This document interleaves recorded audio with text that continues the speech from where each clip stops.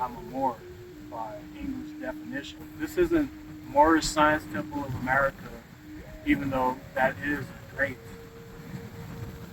organization. We're talking about the etymology of the word Moor, not part of the Moorish Science Temple of America. But that point that I just made has been misconstrued.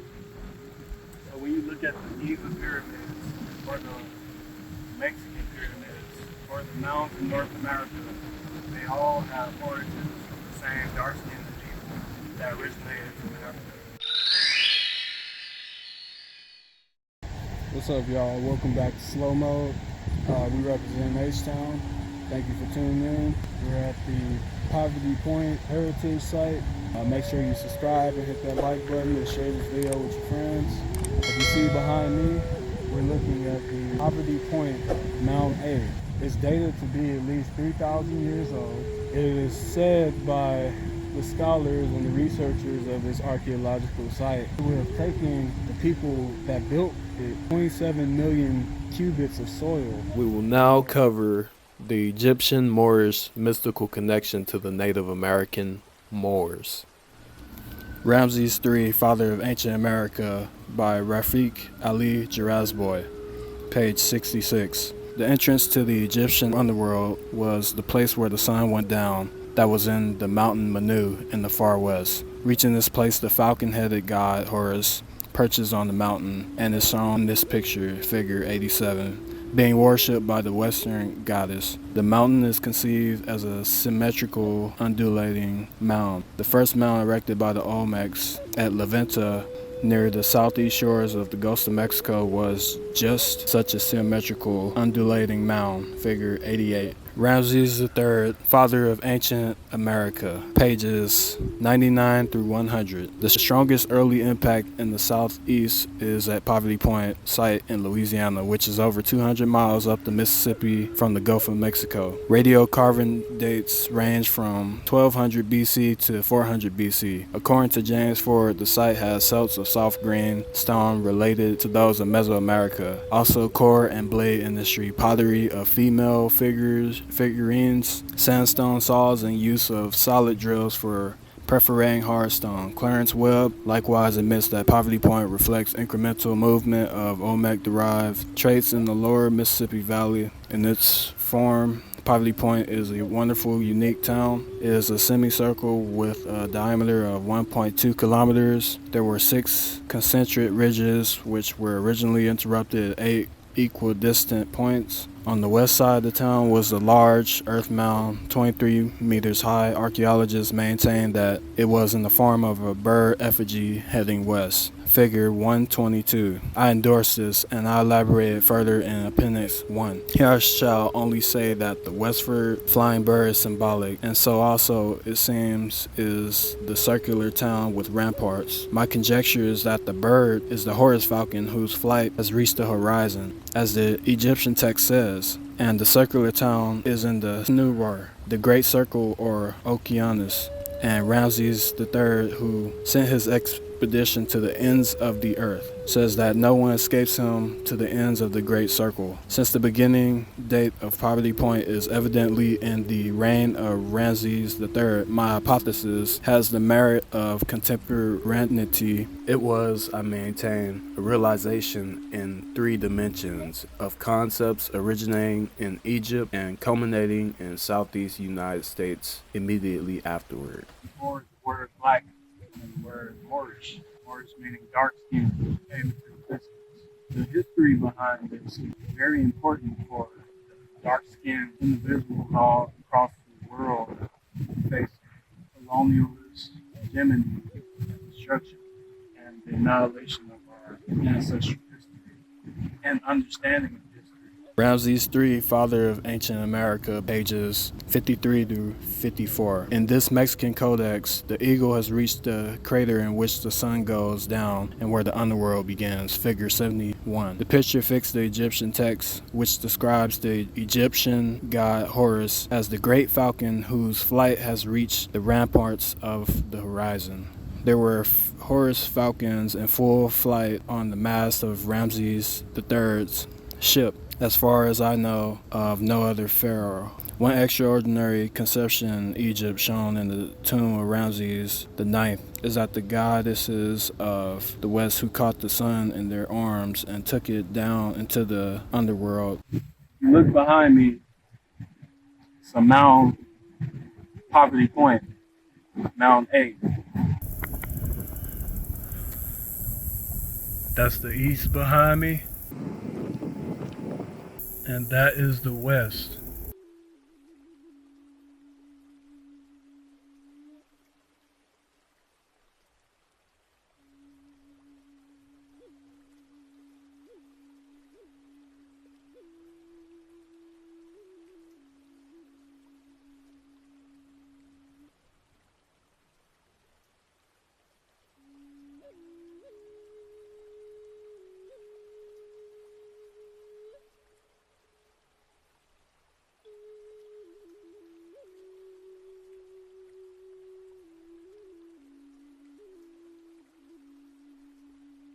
Ramses III, father of ancient America, page 122. To return to the theme of the Eagle Mound, I believe that both mounds of San Lorenzo in Mexico and at Poverty Point in Louisiana were made in the form of solar eagles to signify that they had reached their destination in the west. Note 2 above in figure 71 where the eagle reaches its goal, and in figure 87 where it presides over the mound. Thus, the dwellers on the mounds could rest content that they had realized their goal and their mission. There's astronomical tools that the Native Americans use that can be linked to ancient Africa or ancient Kemet. For example, the days, they had to acquire the knowledge from people who had indirectly or directly knowledge of ancient Kemet. Hey guys, if you haven't done so already, make sure you stop and hit that like and subscribe button. We will now cover the mystical connection of the Native American Olmec Moors using the Edzé instrument. Egyptian Mysteries, Volume 3, Shatat Hamu, The Priests and Priestesses of Ancient Egypt by Dr. Muada Ashby, page 211. The opening of the mouth and eyes is a mystical teaching relating to expansion and expression, mouth and awareness, open eyes. These factors, mouth and eyes, are the signs of the existence of consciousness or its absence. From the passage above, we learn that the priests and priestesses open the mouth and eyes by touching them with the ritual instruments which symbolize the eternal, the absolute, i.e. the expansion of consciousness, immortality, and spiritual enlightenment. Also, we learned that the Edzé instrument, Lucere Minor, is actually also the Eye of Heru, which is the greatest offering Eucharist of the Egyptian mysteries. The eye symbolizes divine consciousness, as is one and the same with Heru, Asar, and Ra. Therefore, being touched with these instruments mean attaining God consciousness. For more on the Jepesh and the mysticism of the opening of the mouth ceremony, see the gloss to verse 22 of chapter 4. I'm a Moor by English definition. This isn't Moorish Science Temple of America, even though that is a great organization. We're talking about the etymology of the word Moor, not part of the Moorish Science Temple of America. But that point that I just made has been misconstrued. So when you look at the Giza pyramids, or the Mexican pyramids, or the mounds in North America, they all have origins from the same dark-skinned people that originated from Africa. And this is important because it connects our history to our greatness. Even though this is a heritage site, archaeological site, set up by UNESCO, which has various archaeological sites set up across the world, it's still African in origin. So even though we're on American soil, this once too was part of Africa, even before the splitting of the continent. Not only that, the humans that came here, Native Americans, have African DNA. So if you connect that with English etymology, which what we're using now, American in the dictionary meant copper-colored races on the continent, on this continent. So copper is a a dark color. But even before 7-Eleven, the dark-skinned people were called Moorish. It's come from the Romans, and the Romans got it from the Greeks. Moros, that's mentioned in Dr. Ivan Van Sertima's book, Golden Age of the Moors. Also in J. Rogers' book, Nature Knows No Color Line. This is from Ramses III, father of ancient America. Chief among faculties that Egyptian priests hoped to restore to the dead was speech. There were two ritual acts involved, and both occur in Mexico. In one, an implement was applied to the mouth, and the ceremony was called the opening of the mouth. Here it is pictured in the Egyptian Book of the Dead, figure 45, and the Olmec painting deep in the cave of Juxta-Hocta, figure 46. In both cases, the priests wear jaguar or leopard skin robes with the tail of the animal hanging between their legs. Both extended a snake-like implement toward the kneeling figure of the deceased. In Egypt, the opening of the mouth could also be achieved by touching the mouth of the dead or his statue with the bleeding foreleg of the bull.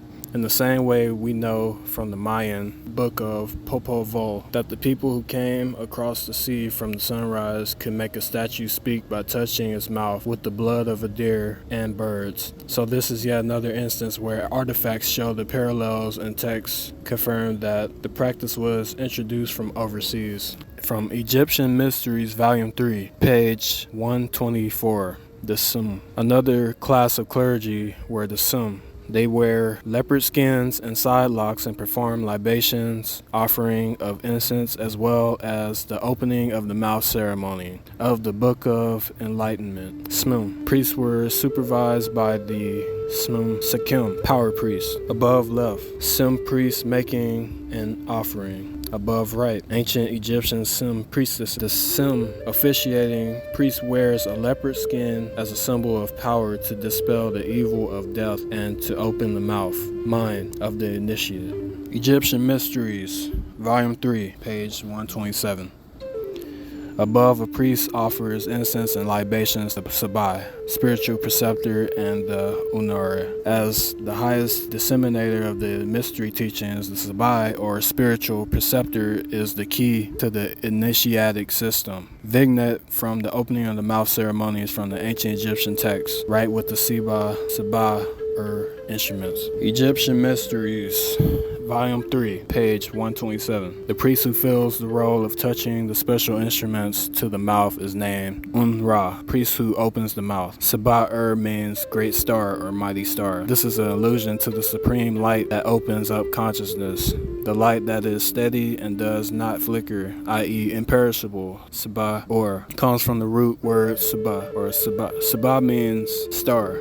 Note the Ra, determinative meaning illumination. Also, it is a pun on the symbol for the soul, Ba. For Sabah, the star, the source of wisdom, i.e. illumination or enlightenment, is possible to teach the soul, Ba. Sabah, to teach, bring up, educate, train, instruct. The sage instructs the wisdom teaching, Sabai, wise man, teacher, instructor of the imperishable star, i.e. wisdom about transcendental consciousness, the mysteries, with the Sabah opening of the mouth instrument. So here the terms usage is related to the dual capacity of this priest or priestess function as an enlightened personality, sage, as well as the imparter of the spiritual wisdom, teacher, preceptor. Every human being, even if they have 1% Neanderthal DNA, they originated from Africa, from the melanated woman in South Ethiopia,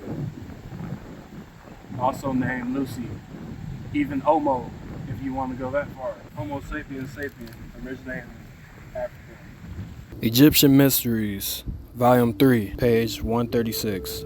Opening of the mouth. One of the important duties of the Netarian clergy is the opening of the mouth ritual. This ritual is actually an act performed by advanced clergy. In the ceremony, which includes special readings and chants, it is actually part of a greater and elaborate philosophy related to awakening the higher spiritual consciousness. The opening of the mouth ceremony, where the priest uses the Sabah instrument, is one of the most important teachings of Netarianism. It is the force of spiritual awakening that is applied to the personality that allows it to experience full and perennial awareness of higher consciousness. It is not done by magic, but by leading the personality to awaken through the disciplines of Shedi, finally culminating in the fully illuminated state. This is the task of every aspirant. To be worthy of this ritual and its psychic benefit, the awakening is the true resurrection, the rebirth into a higher consciousness from which every aspirant must strive. The image overleaf shows a Sim priest opening the mouth of Asar. The mouth, Ra,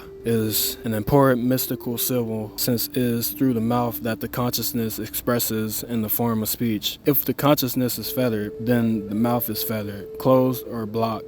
Egyptian Mysteries, Volume 3, page 137. The opening of the mouth is more than a ritual and more than a concept. It is a ritual philosophy of life, which is emphasized in the discipline of the mysteries of the inner temple. It is a means by which the priests and priestesses transform their consciousness so as to return to the world or ordinary human events in a transfigured form in order to lead them, priests and priestesses, on the path to spiritual enlightenment. So as the sense, the Hamu are leaders who take the initiates by hand and guide them into the discovery of the mysteries of life. Below, the opening of the mouth from Papyrus Ani, chapter 23. I'm currently standing in the ridges. There are, I believe, 6 ridges where the people of this community, they live in this area. The Native Americans built various mounds. They hunted and gathered various fruits and animals, transported rocks from different